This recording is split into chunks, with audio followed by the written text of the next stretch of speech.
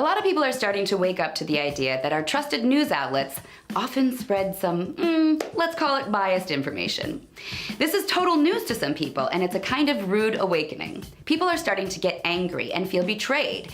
And now one Texan is mad enough to do something about it. Kyle Courtney from Boerne, Texas, actually bought a billboard to express his anger over all the fake news. Specifically, he called out ABC News. His billboard reads, "ABC News, I grew up with you. We are through. The Russians did not elect Donald Trump. I did." So, Mr. Courtney, like many Americans, is sick of ABC harping endlessly, hour after hour, constantly publishing all these stories about how Trump is some sort of Russian plant instead of a president who won fair and square, whether you like it or not.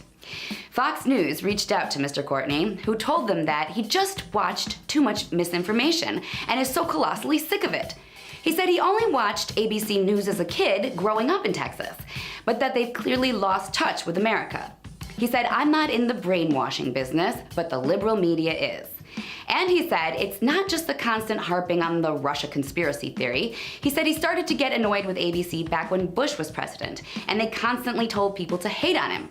And then when Obama became president, ABC just loved him, handing him to viewers on a silver platter.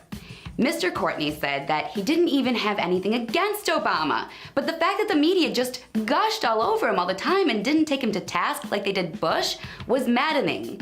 And now they're constantly conspiring to link the president to Russia, to the point where they are clearly trying to delegitimize his presidency entirely, is just too much for Mr. Courtney's patience. Hence the billboard he just put up. And Mr. Courtney is not alone. According to a new Harvard-Harris poll, a majority of Americans are tired of it too.